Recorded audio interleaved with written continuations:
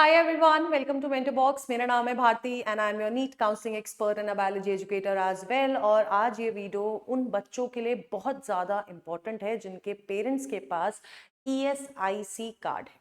Yes अब ये जो ESIC कार्ड है बेटा जी, ये मैं इसलिए बोल रही हूँ क्योंकि जैसे कि आपकी होती है ना SC ST कैटेगरीज होती है, रिजर्व्ड कैटेगरीज की बात हम लोग करते हैं। जब हमारी OBC कैटेगरी होती है, हमारी EWS कैटेगरीज होती है, तो हमें कुछ ना कुछ तो बेनिफिट मिलता है compare to the open categories.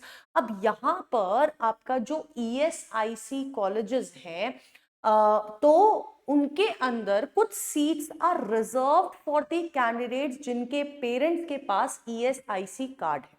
ठीक है, अब ये जो ESIC कोटा है क्या है, इसकी काउंसलिंग कैसे होती है, कितने कॉलेजेस इसके अंडर आते हैं, ESIC वाले स्टूडेंट्स की क्या कट ऑफ रहती है, कैसे अप्लाई कर सकते हैं, ये सारी चीजों का पूरा डिटेल्ड वीडियो मैं आपके लिए लेके आई हूँ। और ये वीडियो बहुत इंपॉर्टेंट है फॉर दी पीपल जिनके पेरेंट्स कॉर्पोरेट में काम करते हैं। अपने पापा मम्मी से जरूर पूछना कि क्या आपके पास ESIC कार्ड है या आपको वो बनवाना चाहिए या नहीं बनवाना चाहिए। ठीक है, चलिए सबसे पहले बात कर लेते हैं कि यार ये कार्ड कैसे अप्लाई होगा। ठीक है, तो अगर मैं ESIC की बात करती हूं तो अगर आपके पेरेंट्स के पास ESIC कार्ड है तो आपको जो सर्टिफिकेट बनवाना है वो बनवाना है बेटा जी बोर्ड ऑफ IP सर्टिफिकेट। ठीक है, ये जो एप्लीकेशन शुरू होती है ये वाला सर्टिफिकेट बनवाने की, लास्ट ईयर ये 1 मई से 18 मई तक शुरू हुई थी, मतलब इस ड्यूरेशन में अप्लाई किया गया था। अप्लाई करने के लिए सबसे पहले देखो, आपके पापा का अगर या आपकी मम्मी का ESIC कार्ड होगा तो हमें ESIC की वेबसाइट पे जाके www.esic.gov.in पर जाके हमें अप्लाई करना है। ठीक है, अब अप्लाई किस पे करना है, जब आप इस साइट पे जाओगे आपको एक पेज दिखेगा which is board of IP certificate. आप इस पे क्लिक करोगे, क्लिक होने के बाद आपको वहां पर लॉग इन करना होगा। और लॉग इन जब आप करोगे तो वहां पर एक OTP आएगा। अब ये OTP कौन से नंबर पे आएगा, ये आएगा आपके पेरेंट के नंबर पर, जो कि जिनके पास ऑलरेडी ये ESIC वाला कार्ड है। ठीक है, अब जब आप ये लॉगिन करते हो, OTP आता है, आप अंदर जाते हो उस पोर्टल के, तो आपको बहुत सारी डॉक्यूमेंट्स है जो आपके पास आपको पहले से ही रेडी रखनी है कि यार वो सारी डॉक्यूमेंट्स आपसे मांगी जा सकती है। जैसे कि आपका एक पासपोर्ट साइज फोटोग्राफ आपका, फिर एक पासपोर्ट साइज फोटोग्राफ आपके पेरेंट का जिनका ESIC कार्ड है, फिर आपका बर्थ सर्टिफिकेट या फिर क्लास 10th का सर्टिफिकेट, दोनों वर्क करता है as your birth certificate. Admit card चाहिए होगा नीट UG, तो इसलिए ये आपके मतलब नीट UG के एग्जाम के टाइम पर या फिर तभी आता है। और जैसे ही आएगा ना बेटा, आपको इसी चैनल पे अपडेट कर दिया जाएगा ESIC वाला। जैसे ये पोर्टल खुलेगा तो इस चैनल को सब्सक्राइब करना मत भूलो। ठीक है, इसके अलावा आपको, अगर आप फीमेल कैंडिडेट हो तो फीमेल कैंडिडेट के लिए एनेक्चर 4 मैं आपको एक जो PDF दूंगी इसके साथ मिला के, तो उसमें आपका एनेक्चर 4 का फॉर्मेट भी होगा। ठीक है, तो फीमेल कैंडिडेट्स के लिए एनेक्चर 4 भी फिल करना है और एफिडेविट, और एक और एनेक्चर 5 फिल करना है। ये कौन फिल करेगा, आपके पेरेंट के सिग्नेचर होंगे। इसमें किसके सिग्नेचर होंगे, आपके पेरेंट के सिग्नेचर होंगे। ठीक है, जब आप ये सारी डॉक्यूमेंटेशन कर लेते हैं उसके बाद आपके डॉक्यूमेंट्स को वेरीफाई करती है आपकी ESIC। जब वो वेरीफाई करती है तो आपका अप्रूवल आता है। अप्रूवल होने के बाद आप अपना सर्टिफिकेट वहां से डाउनलोड कर सकते हैं।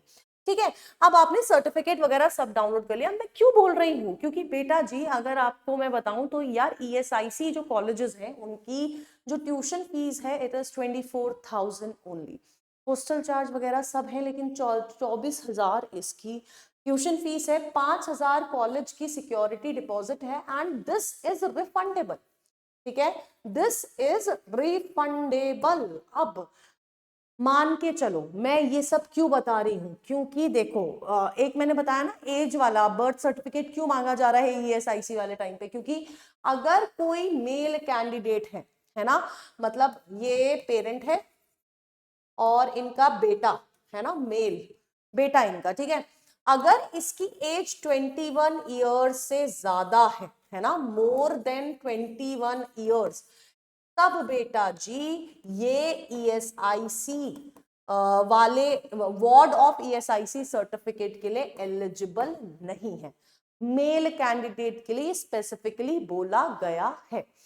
अब जब आप एडमिशन लेने जाते हो किसी भी, अभी कितने कॉलेजेस हैं और 2025 में ऐसे भरमार ईएसआईसी कॉलेजेस खोले हैं, बहुत सारी सीट्स ओपन हुई हैं, तो मैं आपको बता देती हूँ। सबसे पहले मैं आपको ये बता देती हूँ कि यार जब मैं डॉक्यूमेंटेशन की बात करती हूँ, डॉक्यूमेंट्स की बात करती हूँ, कौन कौन से डॉक्यूमेंट अगर आपको आपके पास होने चाहिए, अगर आपको कोई आपको इसके थ्रू, इस कोटा के थ्रू सीट मिलती है, तो आपका ईएसआईसी पहचान कार्ड होना चाहिए, आपका बर्थ सर्टिफिकेट या फिर क्लास 10 का सर्टिफिकेट, क्लास 12 का सर्टिफिकेट, नीट का एडमिट कार्ड, नीट का स्कोर कार्ड, आपका वो सर्टिफिकेट जो आपने अभी बनवाया है, वार्ड ऑफ आईपी सर्टिफिकेट होना चाहिए। अगर आप SC ST कैंडिडेट है उसका भी आपके पास सर्टिफिकेट होना चाहिए, और फॉर फीमेल कैंडिडेट्स आपका एनेक्चर 4 और एनेक्चर 5 भी आपके पास होना चाहिए। जब आप एडमिशन लेने जा रहे हो तब भी होना चाहिए, और इनका ओरिजिनल भी होना चाहिए, ओरिजिनल डॉक्यूमेंट्स भी होने चाहिए बेटा जी आपके पास, प्लस आपके पास अटेस्टेड फोटोकॉपीज भी आपको लेके जानी है। ठीक है, अब मैं आपको बताती हूँ यार कि कितने नए कॉलेज, ये जितने भी हैंड रिटन लिखा हुआ है ना, ये सारे के सारे हैंड रिटन जो भी कॉलेजेस दिख रहे हैं, ये सारे के सारे कॉलेजेस 2025 में ड्यूरिंग द काउंसलिंग आपका ऐड हुए हैं। यानी कि जब राउंड 1 के बाद राउंड 2 में और लास्ट राउंड में राउंड 3 और स्ट्रे वैकेंसी राउंड तक भी इधर पर सीट्स ऐड हुई हैं। तो ये आपका देखो ESIC medical college new colleges है, बट देखो ईएसआईसी नोएडा, वाराणसी, जयपुर, लुधियाना, अंधेरी, इंदौर, नारोडा, दिल्ली, गुवाहाटी, ये सारे के सारे वो कॉलेजेस हैं जो कि ईयर 2025 में ही ऐड हुए हैं। उससे पहले हमारे पास ये 11 कॉलेजेस थे। कौन कौन से थे? हमारे पास ईएसआईसी फरीदाबाद था, हमारे पास कोलकाता था, हमारे पास चेन्नई था, हमारे पास राजाजी नगर बेंगलुरु था, गुलबर्गा था, सनात नगर था, अलवर भीता पटना में था, कोयम्बटूर आपका ये आपका श्री लाल बहादुर शास्त्री मेडिकल कॉलेज, और ये आपका जीएमसी कोल्लम परीपली। मतलब आपकी ये आपके पहले से 2025 की काउंसलिंग जब शुरू नहीं होती तो ऐसा एक पूरा का पूरा ना कच्चा चिट्ठा बन के आता है ना, पूरा एक नोटिफिकेशन जारी होता है इसमें नंबर ऑफ सीट्स दी जाती है। अब यहाँ पर जो नंबर ऑफ सीट्स लिखी हुई है ना, ये सारी नंबर ऑफ सीट किसके लिए है? ये रिजर्व्ड कैटेगरी के स्टूडेंट के लिए। रिजर्व्ड कौन से? जिनके पास ईएसआईसी कोटा है। अब सबसे सही पता है क्या लगता है कि यार अगर आपके पास ईएसआईसी कोटा है, ठीक है, ये मिल रहा है, अगर ईएसआईसी कोटा है तो आपकी कट ऑफ वैसे ही कंपैरेटिवली लो कट ऑफ जा रही है, समझ रहे हो? ओपन कैटेगरी की 2024 में 53,000 अराउंड कट ऑफ गई थी, समझ रहे हो? कंपैरेटिवली अब मैं इसी को अगर आपके एमसीसी की ऑल इंडिया वाले कोटा से रिलेट करूंगी तो 25,000, डबल से भी ज्यादा कट ऑफ जा रही है। तो आप सोचो कि कितना फायदा है। अब यहां पर भी अगर आपके पास रिजर्वेशन है SC ST और आपका OBC या EWS, तो ऐसा नहीं है कि आपका ये वाला रिजर्वेशन माना नहीं जाएगा, माना जाएगा। ESIC कोटा के अंदर ये वाला रिजर्वेशन माना जाएगा, तो आपको बेनिफिट हो जाता है, लेकिन फर्जी का नहीं बनवाना है ये सर्टिफिकेट, ठीक है। अब ये तो आपके सारे वो कॉलेज ये सारे हो गए जो पहले से थे, ये न्यूली एडेड हो गए हैं। इसके अलावा हमारे पास डेंटल कॉलेज भी है जिसमें 28 सीट्स हैं, और नर्सिंग 2 नर्सिंग के कॉलेजेस भी हैं। अब जैसे कि मैंने आपको बताया बेटा, इन कॉलेजेस की कट ऑफ जाती है लो, ठीक है। ये जो हमारे जितने भी ईएसआईसी मेडिकल कॉलेजेस हैं, इन कॉलेजेस की कट ऑफ क्या जाती है? लो कट ऑफ जाती है। तो अगर आपके पेरेंट के पास ईएसआईसी कार्ड है या आपके पेरेंट उस कैटेगरी में बिलोंग करते हैं, तो उनको बोलो अपना ईएसआईसी कार्ड बनवाए कि ताकि आपका वार्ड ऑफ आईपी सर्टिफिकेट बन सके, क्योंकि बहुत ज्यादा मतलब आपके चांसेस काफी ओपन हो जाते हैं कि यार मेरे को तो सीट मिलेगी। अब ऐसा नहीं है पढ़ना नहीं है, बट कंपैरेटिवली देखा जाए तो यहाँ पर आपको काफी सारे चांसेस देखने को मिल जाते हैं, ठीक है। अब इसके अलावा कोई और कोटा है, क्योंकि there are so many quota, मुस्लिम माइनॉरिटी कोटा है, सिख माइनॉरिटी कोटा है, जैन माइनॉरिटी कोटा है, there are so many quota, so many documents जिनके बारे में आपको पता होना चाहिए। तो इस चैनल को सब्सक्राइब कर लो, और ये जो पूरा PDF है इसके साथ जो 2 एनेक्चर है लड़कियों, वो आपको मिलेगी इस टेलीग्राम चैनल पर। और अगर काउंसलिंग से रिलेटेड कोई भी प्रॉब्लम है तो आप हमारा गूगल फॉर्म भर सकते हैं, प्लस कमेंट बॉक्स में बता सकते हैं कि आपको क्या प्रॉब्लम है regarding counseling. Till then, tata, bye bye, take care and all the best.